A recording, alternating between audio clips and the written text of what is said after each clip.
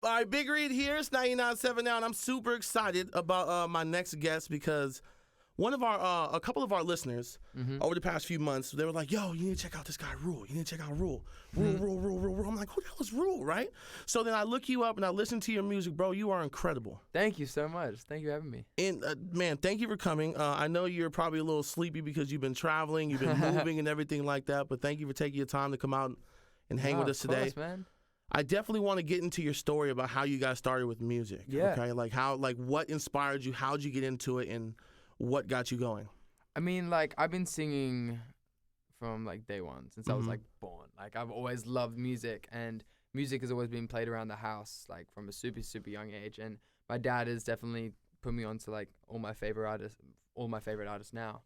And, so I started, like, properly singing when I was, like, 8 or 9. That's when I started getting, like, lessons and guitar lessons and stuff like that. And then I remember one day I sung the song "Let It Go" by James Bay, and I wanted to record it in like a studio, but I didn't really know anyone that I could get in like a proper music studio. So For sure. Actually, my dad was in advertising, so he had a studio for like voiceovers.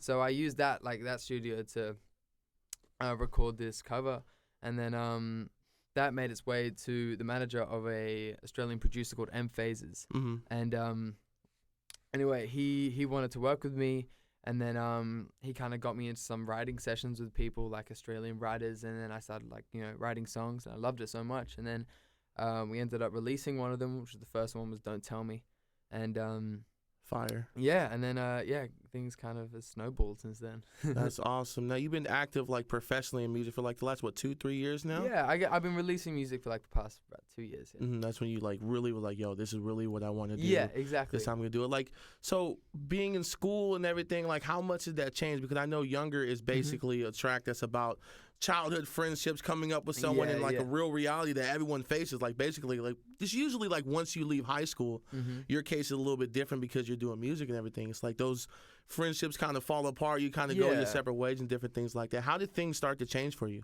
I mean, like, it changed dramatically after all this kind of music stuff started popping off. I mean, like, I'm really barely ever home, and it is hard to try and keep friendships and to keep in contact with my best friends. And that's what that song was about. Just kind of of how pretty much it's about how fragile childhood relationships can be, and it's like the acceptance of you just not talking to someone anymore. Yeah. Like, do you miss home a lot? Does it get a little lonely on the road and stuff? I mean, a little bit. Obviously, I miss home, and I miss going to the beach. I miss Sydney. But I've just got such a great team on the road with me. So awesome. I already feel like I'm at home with my crew around me. Absolutely. So what's been the highlight so far in the last couple of years of you doing music? Like, what's that one moment that you're gonna look back in 10, 15 years when you're one of the biggest artists in the world? Honestly, I don't say that to everyone. That's really how I feel. Like, when I heard your music, I was like, damn, like, this dude is super incredible. Thank you very much. And you're just getting started. So like 10, 15 years down the road, like, what do you think is going to be one of those moments? I mean, probably the craziest thing that happened to me was getting an email from, like, Tyler, the Creator, and his management. Awesome. Asking if I wanted to play Camp Flognaw, which was the craziest thing that's ever happened to me, because, like, I was such a huge fan of him, and I've always, like, it was my dream to play Camp Flognaw, like, way, way in the future, like, years from now. I was like, oh, maybe one day that could happen. But the fact that, like, it happened so early on, and I got to, like, actually meet him and kind of, actually play the festival was just insane. And I feel like that will still probably be one of my favorite moments, like, ever. Yeah. I'm sure you got plenty of festivals in your future, but I mean, I know that has to be something, because I know for the research I've done, that Tyler, the Creator, is a big influence on you, and you love his music. I think one of his albums is basically your favorite album, right? I think I've seen that in one of the videos. I did do a little bit of research. I listen to the music religiously, but I did do a little bit of research, and I know that you're nominated for a Kids' Choice Award. How does that feel? Yeah, that's pretty cool. I mean, like, I've always, like, I grew up watching Nickelodeon and, like, watching the Kids' Choice Awards and, like, all those orange blimps.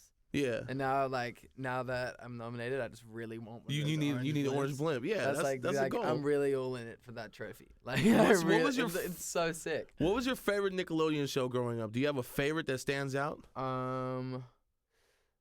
I actually really like the show Haunted Hathaways. Okay. And there was like the lead of that show. Her name's Brianna Edie. Mm-hmm.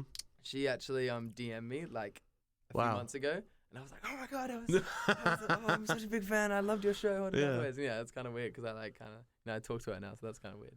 That's awesome. Now, when I was walking down the hallway, when I was like, okay, are they ready? Are they ready to go? Like I heard like some music in the background. Is that some new stuff that you have on the way? Yes. So I'm actually over here right now writing for the next EP. So for the past like 3 weeks, I've been doing a session like every day, just writing, trying to get more music to release. And so I've got like a single coming out in the next few weeks, and hopefully the EP will be ready, in a few months. Awesome. Are there any artists or special producers that you're working with on this particular project that you feel like talking about now? If not, it's cool. I mean, like in terms of like collaborations and features, I'll keep that silent. But M Phases is pretty much like my main guy. He's produced pretty much everything I've ever produced, and I reckon he will for this EP pretty much as well. So yeah. he's the man. That's awesome. I'm looking forward to it, bro.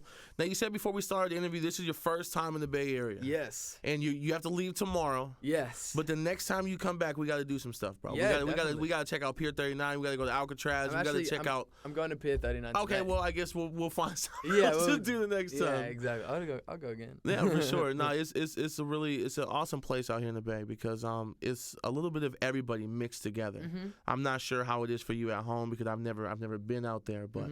It's a little bit of everybody mixed together. It's an amazing place to be out here. Yeah. That's what's up. I mean, what I've seen, I've loved it so far. Mm-hmm. That's cool that you're going to Pier 39. Have you gone anywhere else yet today? No, I've just been going to building to building. For sure. Tonight I get some time off to kind of look around. That's awesome. The rest of 2019, what are you looking forward to?